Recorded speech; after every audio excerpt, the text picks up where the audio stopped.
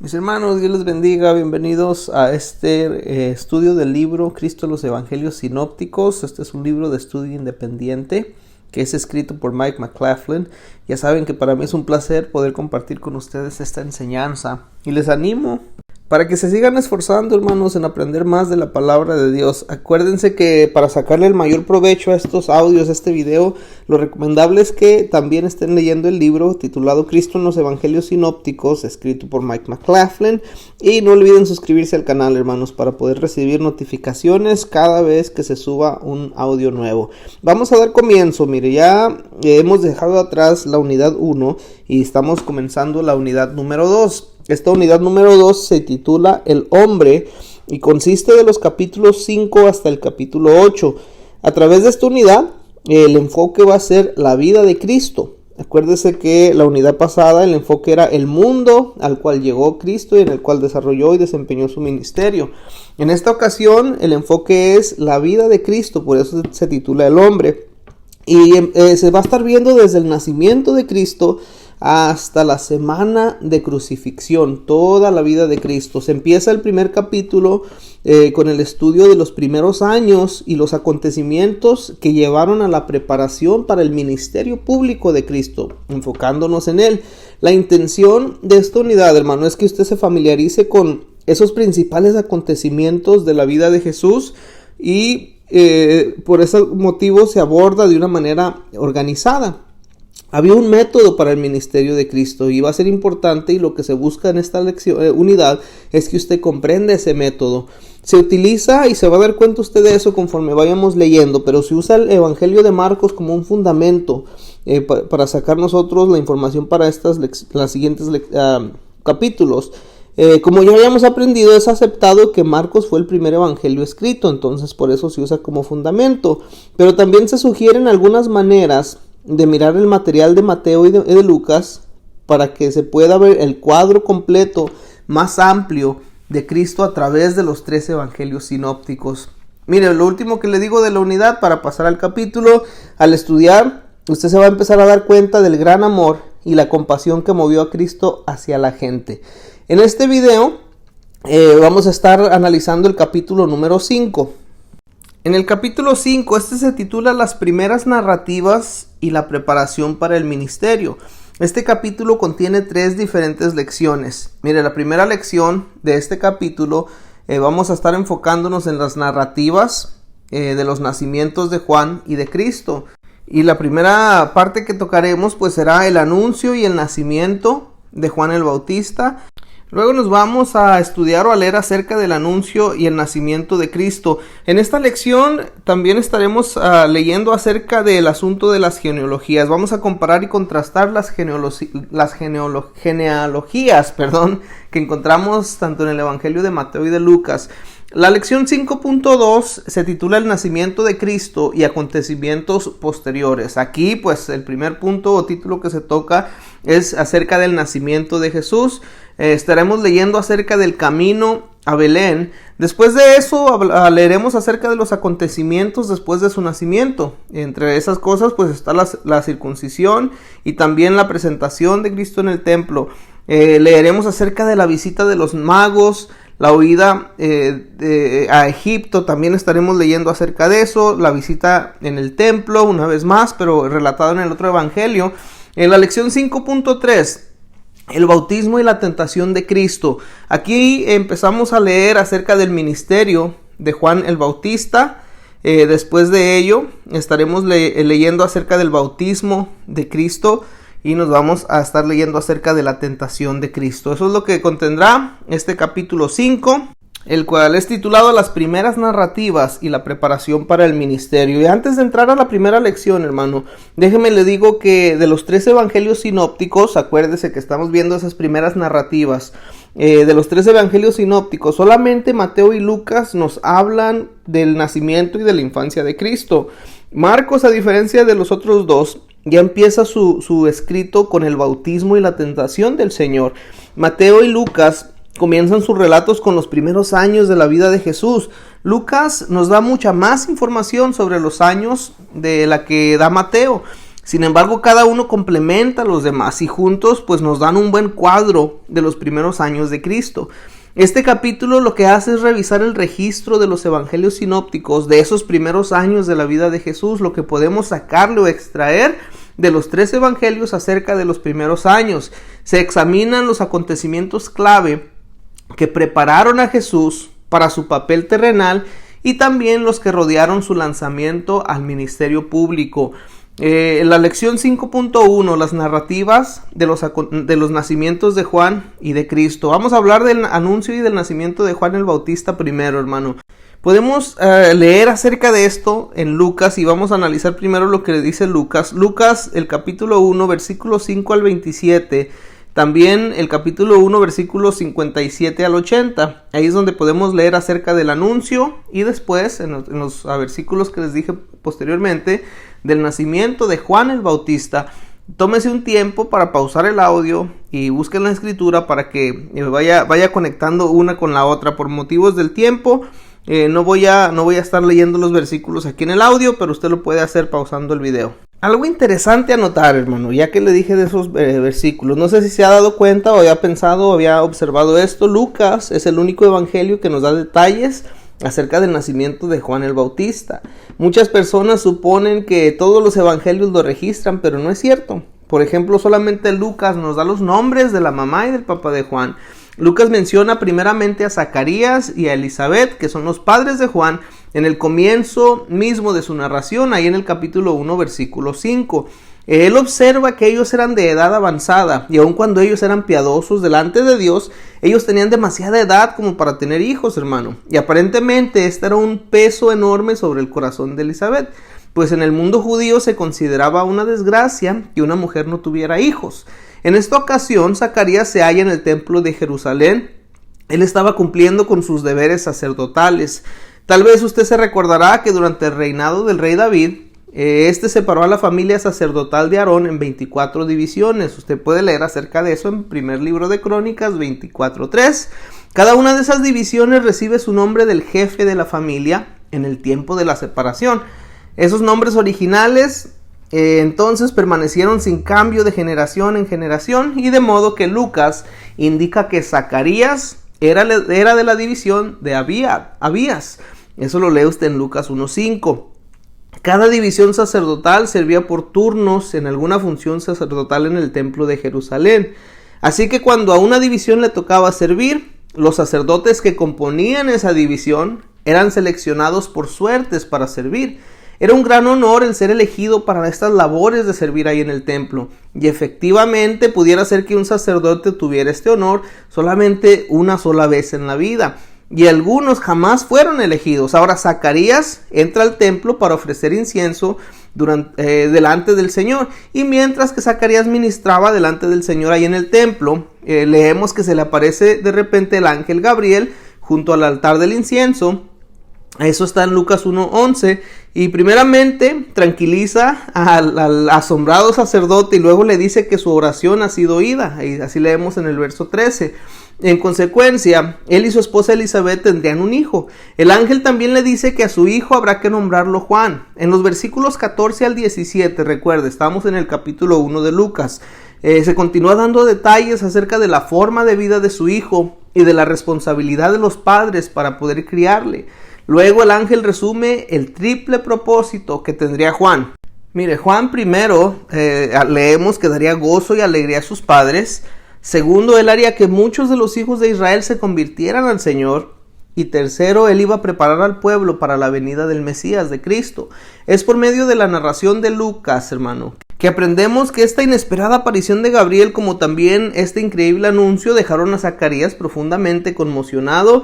Y por esto es que él respondió con una pregunta: ¿en qué conoceré esto? Porque yo soy viejo y mi mujer es de edad avanzada. Así leemos en el verso 18.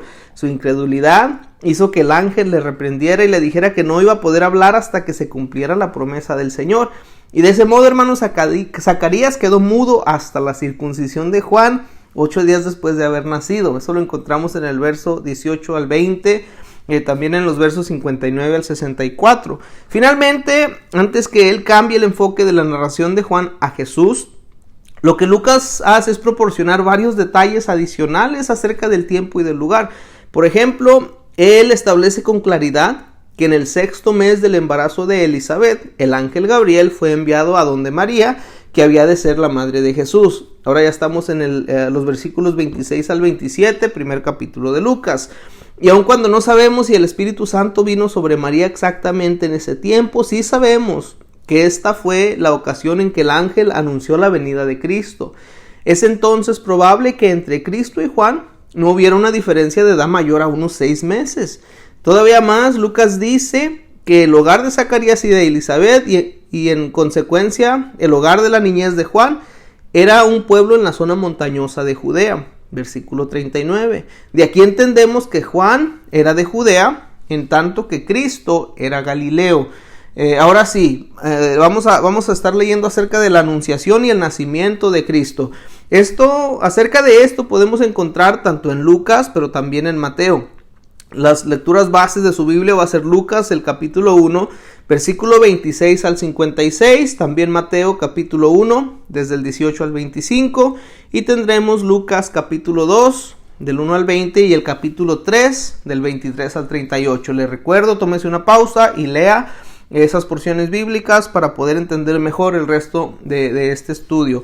Cuando llegamos a la anunciación y el nacimiento de Cristo, usted se va a dar cuenta que Mateo y Lucas comienzan la historia en puntos diferentes.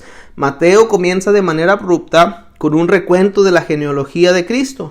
Sin embargo, Lucas, él teje el hilo de la anunciación en el tejido de la historia del evangelio que él acaba de comenzar, comenzando con el anuncio de Juan, y de modo que él no incluye su genealogía hasta que completa la narrativa y antes de prepararse para escribir acerca del ministerio de Cristo.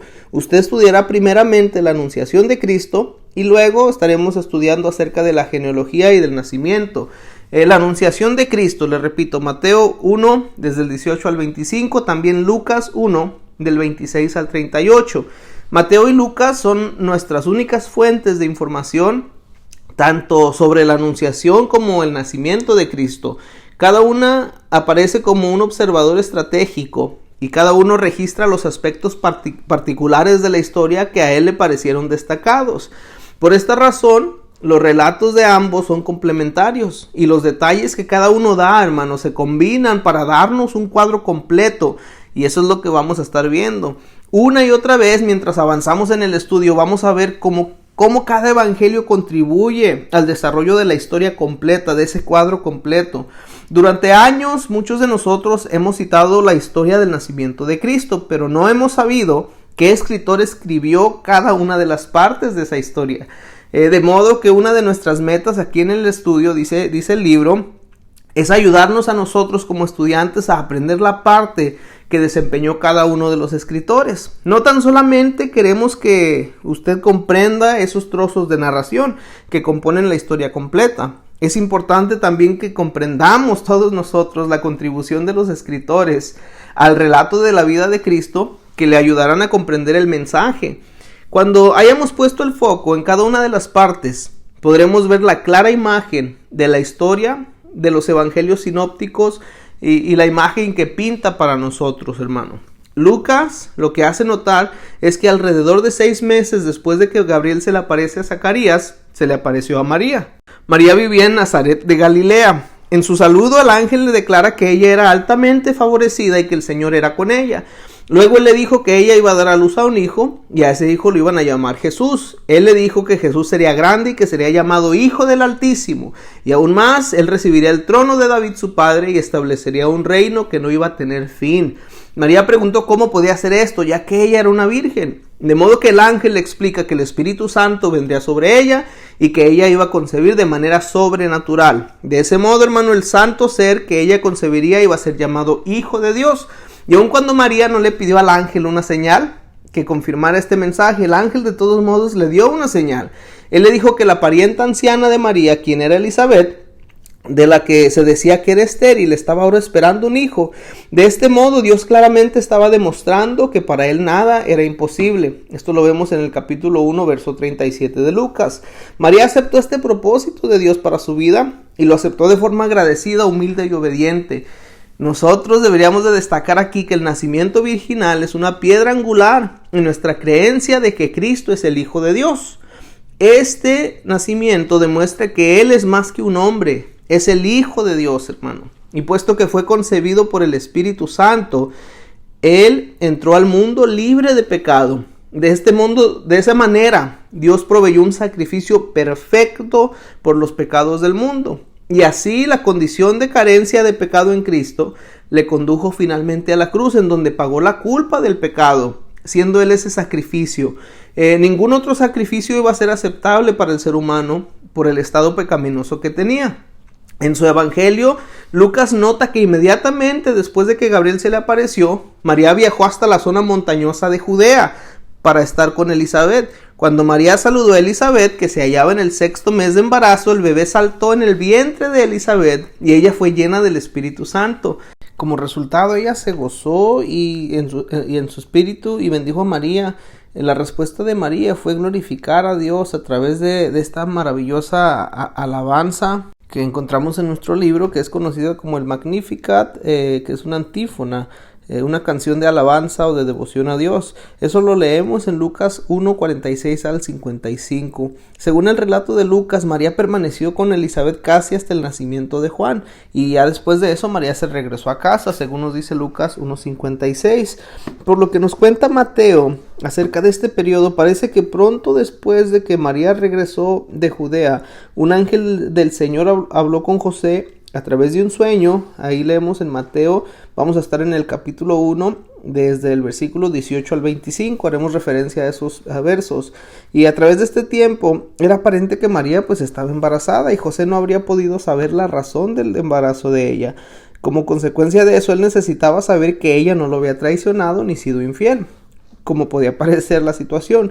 Y aun cuando José buscaba la manera de evitar infamarla públicamente, el ángel le aseguró que el hijo que María había concebido era del Espíritu Santo. Mateo 1:18 al 21. Como resultado, José hizo lo que le ordenó el ángel y llevó a María a su hogar como su esposa. Versículo 24. Aun cuando Mateo y Lucas nos presentan la anunciación del nacimiento de Cristo, Lucas nos da una cantidad mayor de detalles acerca de esta época de la vida de Cristo. Mateo registra que José recibió la visita del ángel, pero no nos da el nombre del ángel. Sin embargo, Lucas revela que María recibió la visita de Gabriel. Esto muestra cómo los evangelios se complementan en el relato de estos acontecimientos, hermano. Por tanto, Mateo trata aquellos aspectos de la historia familiar que rodean el nacimiento de Cristo que Lucas no cubre. Por ejemplo, Lucas nada dice respecto de los sabios del oriente y de su visita a Herodes y a Cristo. Tampoco menciona él la huida de María y José a Egipto y la subsiguiente matanza de los infantes de Belén. Solamente Mateo comenta esa terrible acción de Herodes el Grande. Sin embargo, estamos en deuda con Lucas por una serie de detalles que ocurrieron a través de este periodo. Gracias a él es que tenemos un cuadro mucho mejor que el que tendríamos si no contáramos con estos detalles. Por ejemplo, Lucas es y todo esto en los primeros 2 capítulos de Lucas, pero Lucas es el que nos dice los padres de Cristo que vivían en Nazaret antes de que él naciera. Nos dice que María era parienta de Elizabeth. Lucas nos dice que María se quedó con Elizabeth durante 3 meses, hasta antes del nacimiento de Juan el Bautista. También Lucas nos dice que Augusto César decretó se tomara un censo en todo el mundo romano. También Lucas dice que José y María fueron a Belén, que ahí nació Cristo, para ser empadronados por causa del decreto del César. Dice que un ángel anunció el nacimiento de Cristo a los pastores de la vecindad, los que entonces fueron a visitarlo. Lucas es el que nos dice que Cristo fue sometido a los ritos de circuncisión y de purificación, Lucas capítulo 2, y también Lucas nos dice que Cristo experimentó un crecimiento y desarrollo normal en su niñez hasta llegar a la madurez.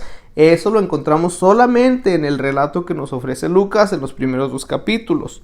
Pero bueno, ahora que hemos examinado los detalles de la anunciación que nos ofrecen Mateo y Lucas, tenemos que saber mejor qué parte desempeñó cada uno de ellos para poder producir la narrativa completa del Evangelio. Nuestro libro nos ofrece un ejercicio que podemos hacer, en el cual usted tiene la oportunidad de leer Por ejemplo, la primera opción ahí es Gabriel visita a María, y usted tiene que decir si fue Mateo que relató eso, si fue Lucas o si fueron ambos. Tómese el tiempecito y hace ese ejercicio.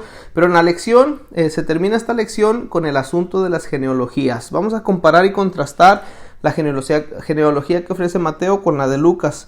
Esta las encontramos en Mateo 1, del 1 al 17, y Lucas puso la de él en Lucas 3, 23 al 38.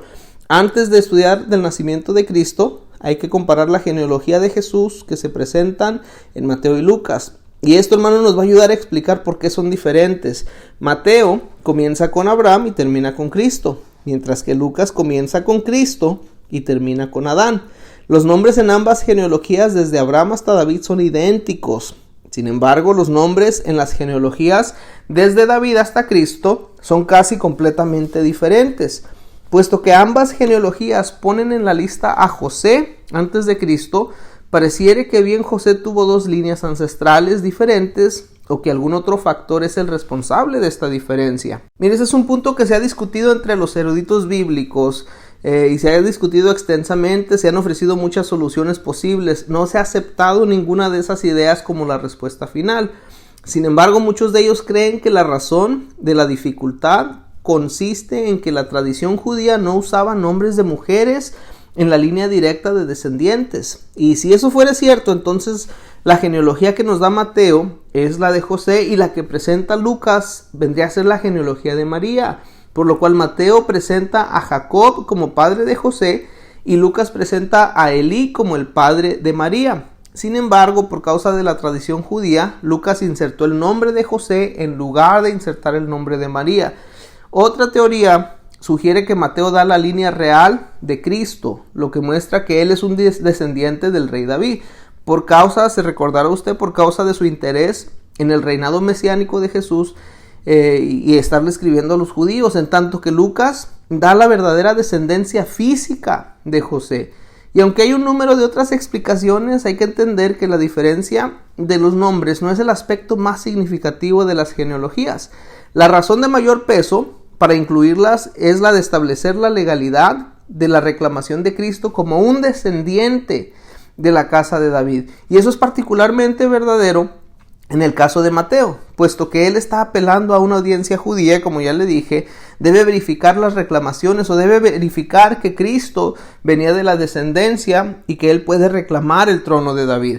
Y bueno, hermano, de esa manera llegamos al final de esta lección 5.1, donde aprendíamos acerca de las narrativas que encontramos en los evangelios acerca de los nacimientos de Juan y de Cristo. Este sería un muy buen punto para pausar. Si necesita una pausa, puede hacerlo ahora, y si no, vamos a estar entrando a la lección 5.2, el nacimiento de Cristo y acontecimientos posteriores. Empecemos a hablar del nacimiento.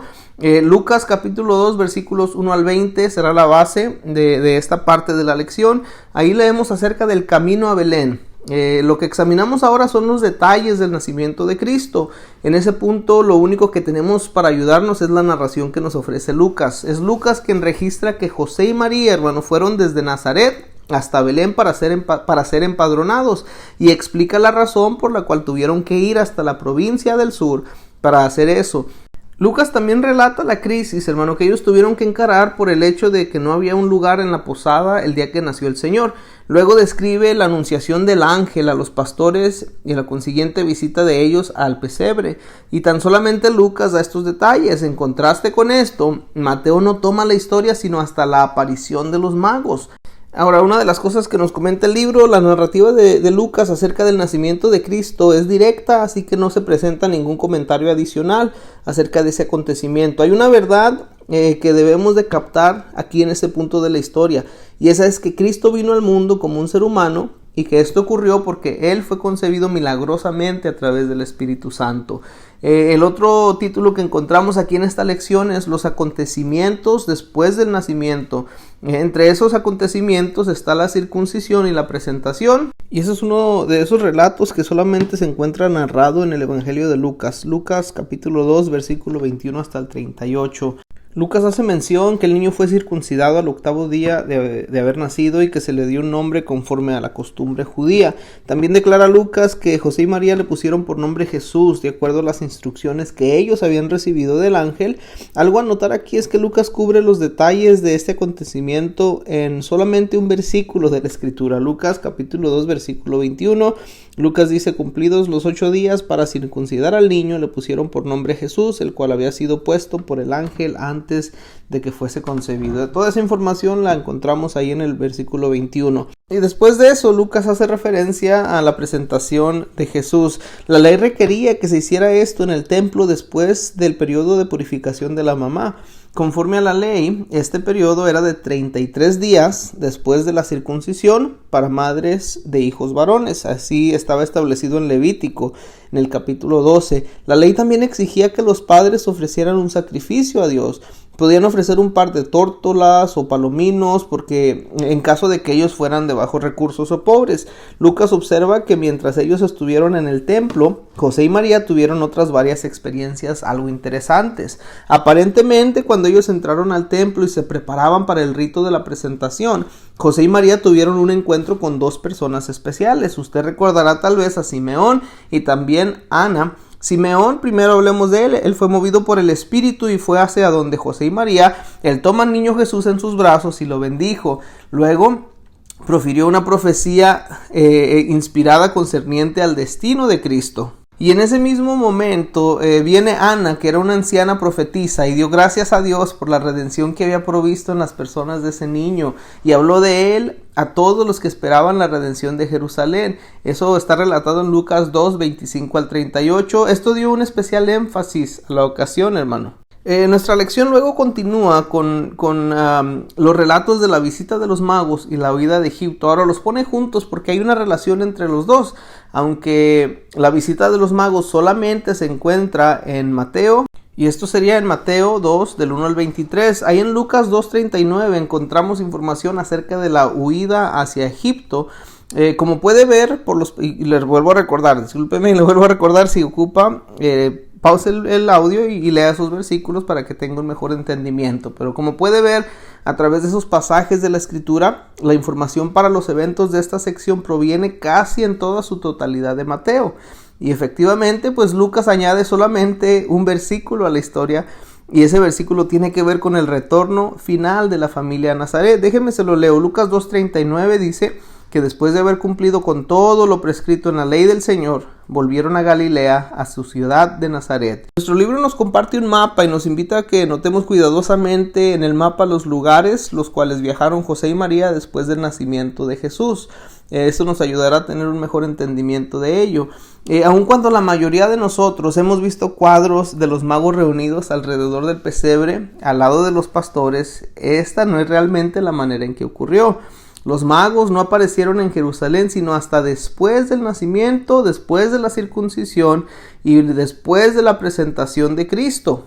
Mire, por la información que los magos le dieron a Herodes, puede haber sido hasta 2 años después del nacimiento de Jesús.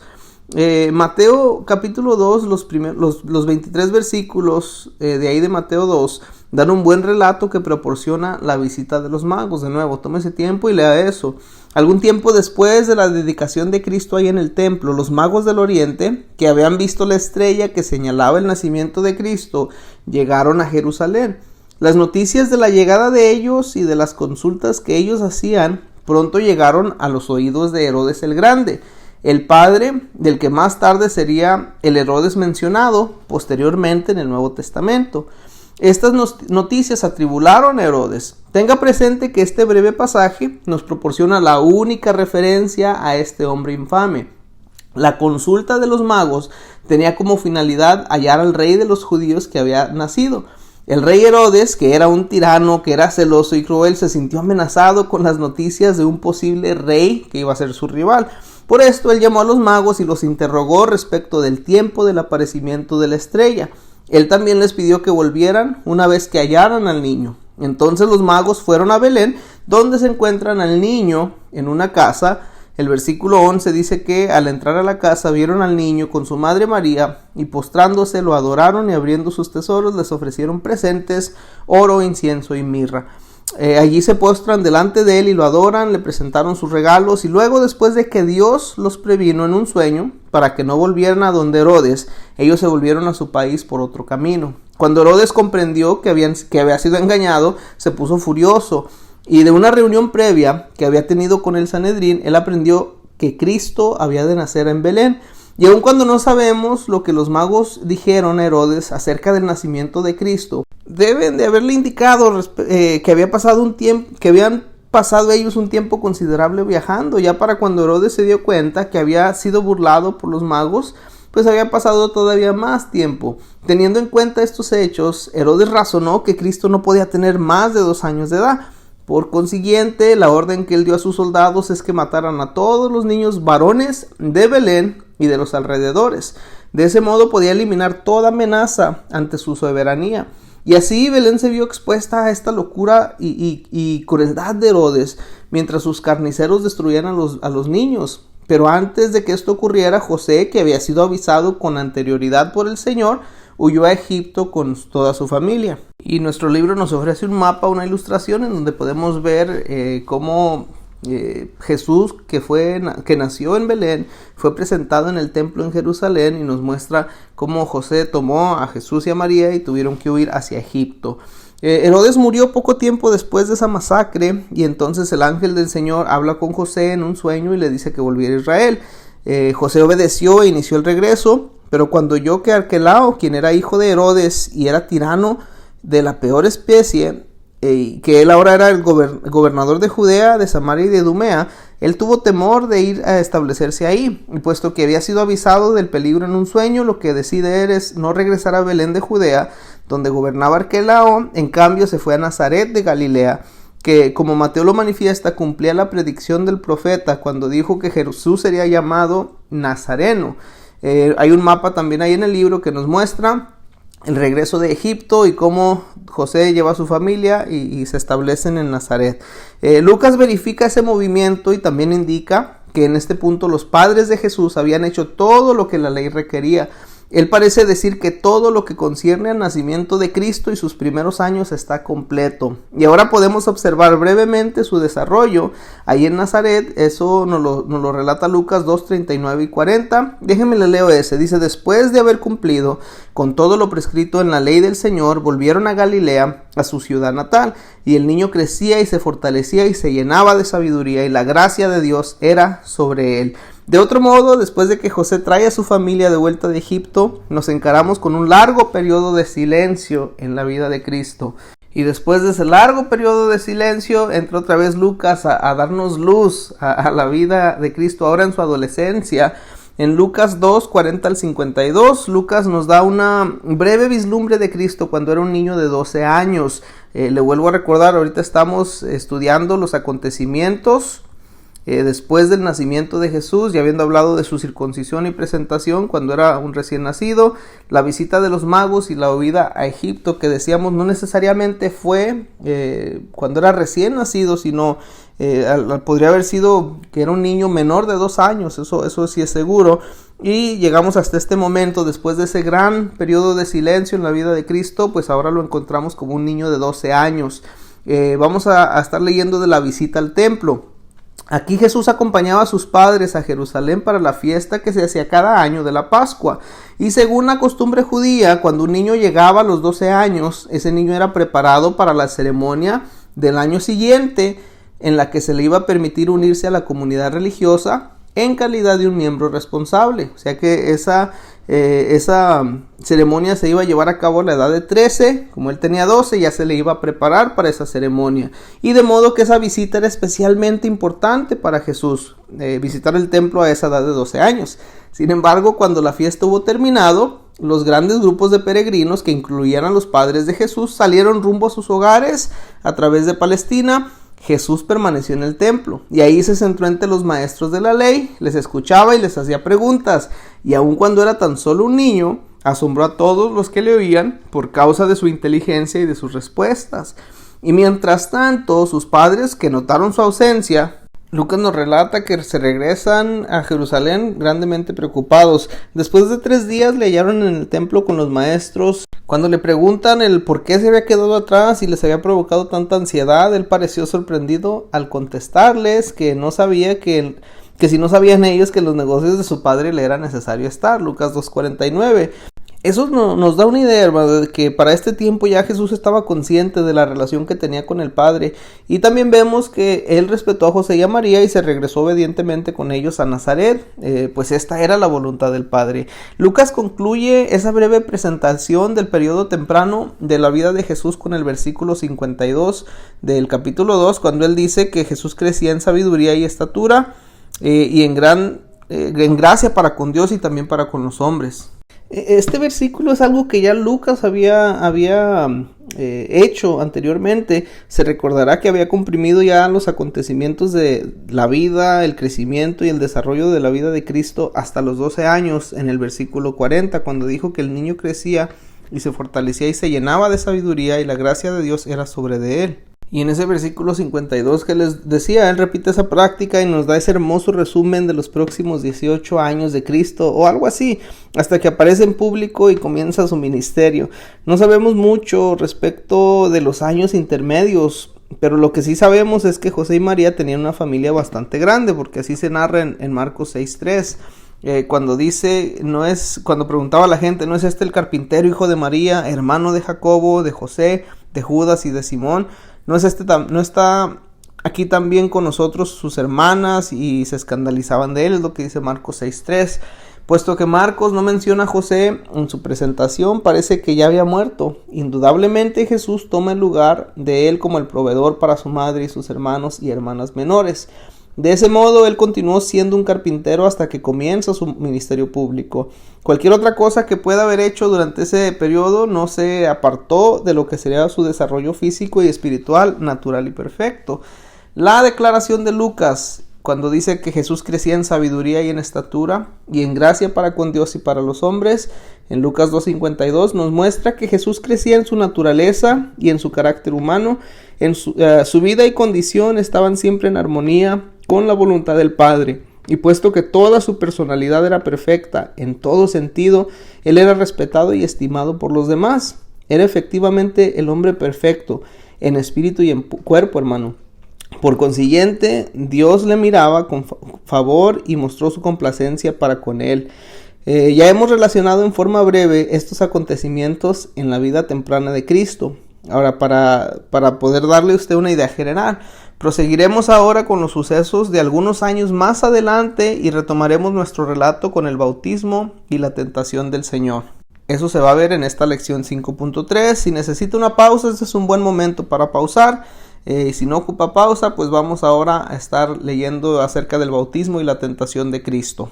Y les recuerdo que Lucas pasó por alto un periodo de 18 años entre la visita de Cristo al templo cuando era un muchacho de 12 y el próximo acontecimiento de su relato. Ahora él nos muestra la aparición de una nueva y dinámica voz en el desierto, en circunstancias en que Juan viene predicando un bautismo de arrepentimiento. El resultado: hay un sentir de expectación. El ministerio profético de Juan parece señalar que algo grande viene y las multitudes acuden para escucharle. Ahí en este punto emerge Cristo de entre el manto de silencio que le ha envuelto desde su visita al templo a la edad de los 12 años y se prepara para iniciar su ministerio público. Sin embargo, antes de introducirse de lleno a su ministerio público, él debe someterse a dos experiencias que eran importantes. La primera de ellas era su bautismo y la segunda, el ser tentado. Debido a que podremos entender mejor estas experiencias después de haber discutido el ministerio de Juan, hablemos o leamos primeramente acerca del ministerio de Juan el Bautista. Para ello podemos ver los relatos que se encuentran en Mateo 3 del 1 al 12, Marcos 1 del 1 al 8 también relata de eso, y Lucas 1 versículo 80, al igual que Lucas 3 versículos 1 al 20. Y de nuevo, algo a notar es que ya para los relatos de Juan el Bautista, pues Marcos viene y añade ahora su parte a la narración bíblica. En el modo que le caracteriza, Lucas nos da detalles precisos respecto al tiempo del ministerio de Juan. Y en contraste con esto, pues Mateo y Marcos dan más énfasis a la ubicación de la actividad de Juan. Y aun cuando los escritores sinópticos vienen y presentan un buen sumario de la vida y del ministerio público de Juan, Nos cuentan aún menos respecto de su vida antes del ministerio público que lo que nos dicen acerca de Cristo. Lo que podemos construir es un perfil de Juan a partir de los evangelios. Mire, Lucas dice de Juan: y el niño crecía y se fortalecía en el espíritu y estuvo en lugares desiertos hasta el día de su manifestación a Israel. Eso está en Lucas 1:80. De modo que Juan creció en el desierto con pocas distracciones. Él era un terreno ideal de preparación, porque la vida era sencilla, y esto predispone a la gente para que se acerque a Dios.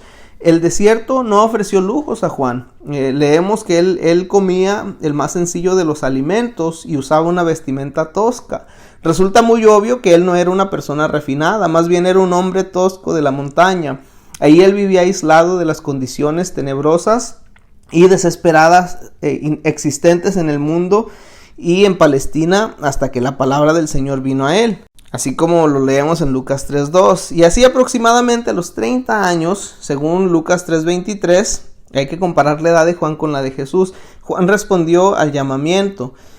Juan emergió de la soledad del desierto usando una vestimenta de pelos de camello y un cinto de cuero al estilo de su precedor Elías. Puede usted comparar Segunda de Reyes 1:8, Malaquías 4:5 con Mateo 3:4 y también lo que narra Marcos 1:6. Marcos describe esto de una manera abrupta. Dice que bautizaba a Juan en el desierto y predicaba, y salían a él toda la provincia de Judea y todos los de Jerusalén. Marcos 1 del 4 al 5. Estas multitudes reconocieron a Juan como profeta, hermano, a causa del mensaje dinámico que él traía. Él no tan solamente tenía la apariencia de un profeta, sino que también tenía las convicciones de un profeta que debe proclamar el mensaje de Dios. Las multitudes que oyeron a Juan no pudieron menos que reconocer el familiar llamamiento profético al arrepentimiento, pero Juan procuraba conseguir una respuesta activa a su predicación: arrepentimiento y bautismo en el río Jordán. Y aun cuando el judaísmo tenía lavamientos ceremoniales reconocidos y posteriormente tenían también el bautismo de prosélitos, el bautismo de Juan era único. Efectivamente, era una parte tan característica de su ministerio que la gente se refería a él como Juan el Bautista. Juan apelaba a la gente para que se volvieran a Dios, para tener una perspectiva clara de las cosas realmente importantes. Él también los desafiaba para que abandonaran sus opiniones erróneas acerca del Mesías que estaban esperando. Ellos no tenían idea de cuán grande era su pecaminosidad y más que nada de la necesidad que tenían de un Mesías que les trajera liberación espiritual. Y por esto Juan les apremía para que se arrepintieran y se prepararan para el que había de venir. Las alternativas son claras: o se arrepienten o sufren las más terribles de las consecuencias. Y por esto vemos que el mensaje de Juan era vital y necesario para poder preparar a la gente para el ministerio público de Cristo. Usted debería de reconocer 3 contribuciones que hizo Juan. Mire, la primera de ellas: él apareció predicando un bautismo de arrepentimiento que era para el perdón de los pecados. Y efectivamente él llama a la gente al arrepentimiento y luego a bautizar. Y luego bautizaba a los que confesaban sus pecados e indicaban que deseaban cambiar sus vidas y aceptar el propósito de Dios. De esa manera, el bautismo llegó a ser una señal exterior de un sello de que Dios perdonaba a los que se arrepentían sinceramente, y todavía lo hace. Esto en sí mismo preparaba los corazones de la gente para recibir el mensaje superior de Cristo. La otra contribución que hizo Juan es que él anunció continuamente la venida de Cristo, declarando con énfasis que el que vendría, que era Cristo, era más poderoso y tenía un bautismo mucho mayor. Y esto preparó todavía más a los corazones de la gente para la venida del Mesías. Y la tercera contribución que hizo, pues él bautizó a Cristo. Y a través de ese bautismo, él se identificó con la humanidad pecadora, hermano. Eso es lo que leemos en nuestra lección acerca del ministerio de Juan el Bautista. Ahora vamos a hablar acerca del bautismo de Cristo. Esto lo podemos encontrar en Mateo capítulo 3, versículo 13 al 17, también Marcos 1 del 9 al 11 y Lucas 3, 21 al 23. Si necesita pausar para leer esos versículos, hágalo en este momento. De otra manera, pues vamos a estar leyendo del bautismo de Cristo. El bautismo de Cristo fue uno de los 2 acontecimientos importantes que lo introdujeron a su ministerio público, puesto que él había estado en Galilea Leemos que viajó hasta el Valle del Jordán para poder ser bautizado. En su libro va a encontrar un mapa que le va a ayudar a visualizar los lugares y también los acontecimientos. Aun cuando leemos o sabemos que el bautismo era un símbolo de arrepentimiento, no era esta la intención de Cristo, pues Él nada tenía de lo cual que arrepentirse. Más bien era un medio de identificarse con la gente en su pecado. Y obviamente el bautismo de Cristo fue aceptado, de modo que cuando Él emergió de las aguas, el Espíritu Santo descendió sobre Él, y el Padre Celestial dijo que este era su Hijo amado en quien tenía complacencia. Así que Jesús fue lleno del Espíritu Santo y de gran poder cuando emergió de esa experiencia y se volvió del Jordán. Él tenía ahora alrededor de 30 años y estaba a punto de concluir las experiencias que lo introdujeron a su ministerio. Su bautismo también señalaba hacia su muerte, sepultura y su resurrección, el propósito para el cual él había venido a la tierra. El otro acontecimiento del cual leemos es la tentación de Cristo. Mateo nos narra esto en Mateo 4, 1 al 11, en Marcos 1 del 12 al 13 y está en Lucas 4 del 1 al 13 también. Esta segunda experiencia es importante porque introdujo a Cristo a su ministerio público y de nuevo es la tentación. Esto ocurrió inmediatamente después de que él fue bautizado, probablemente en algún lugar del desierto de Judea. De acuerdo con el texto, esta tentación fue indudablemente ordenada por Dios, pues los escritores usan frases tales como fue llevado por el Espíritu y el Espíritu le impulsó al desierto. Esto lo usan para describir el viaje de Cristo al desierto. Y aun cuando todos los evangelios sinópticos tratan de la tentación y del bautismo de Cristo, Mateo y Lucas dan muchos más detalles que los que nos ofrece Marcos. En esencia, el diablo aparece para dirigir su ataque en contra de la relación de Jesús como hijo del Padre. El tentador trata de socavarlo y de levantar dudas, del mismo modo como hizo cuando tentó a Eva ahí en Génesis 3 del 1 al 5. Sin embargo, esta vez no tuvo éxito. De las dos experiencias preparatorias, que fueron el bautismo y la tentación, probablemente la tentación sea la de significado más claro. Aun cuando algunos pudieran cuestionar la necesidad de que Cristo se bautizara para identificarse con la humanidad pecadora, nadie negaría su necesidad de vencer la tentación. Es significativo que en la víspera misma de su ministerio público él se expuso a la tentación y no solamente eso, sino que la pudo vencer. Este ejemplo importante nos muestra que Cristo fue tentado del mismo modo como lo somos nosotros, pero él no pecó. Hebreos 4:5 dice que porque no tenemos un sumo sacerdote que no pueda compadecerse de nuestras debilidades, sino uno que fue tentado en todo según nuestra semejanza, pero sin pecado. Y aún más nos muestra que él sabe por experiencia lo que estamos nosotros pasando y puede ayudarnos a vencerlo, tal y como dice Hebreos 2:18. Y esto pues nos trae al final de la lección. Ya hemos concluido ahora el tiempo de preparación para el ministerio de Cristo. El material que hemos estudiado en este capítulo cubre más de 30 años. Y aun cuando esos años tempranos están llenos de brechas, que nadie dice nada acerca del periodo formativo de la vida de Cristo, hay que recordar que los evangelios no son registros biográficos de la vida de Jesús. Más bien son tratados acerca del ministerio público del Señor. Y conforme avanzamos en este estudio, enfocaremos en forma especial el ministerio público de Cristo y le concederemos la mayor parte de nuestro tiempo a ese ministerio. Así que, hermano, eso nos trae al final de esta lección, la lección 5.3, el bautismo y la tentación de Cristo, y de esa manera llegamos al final de este capítulo, el capítulo 5, en donde estuvimos leyendo sobre las primeras narrativas y la preparación para el ministerio del Señor. En la lección 5.1 nos enfocábamos en las narrativas del nacimiento de Juan, al igual que del nacimiento de Cristo. A través de esta lección empezábamos leyendo acerca del anuncio y el nacimiento de Juan el Bautista. Veíamos que eso solamente lo encontramos a través de Lucas, a través del Evangelio de Lucas. También leíamos acerca de la anunciación y el nacimiento de Cristo. Tanto Lucas como Mateo nos hablan acerca del anuncio y el nacimiento de Jesucristo. Más adelante estábamos leyendo acerca del asunto de las genealogías. Marcos no menciona ni nos compartió ninguna genealogía de Jesús, pero Mateo y Lucas sí lo hacen. y comparábamos y contrastábamos las genealogías de ellos dos. Entramos a la lección 5.2 en donde nos enfocábamos en el nacimiento de Cristo y los acontecimientos posteriores al nacimiento.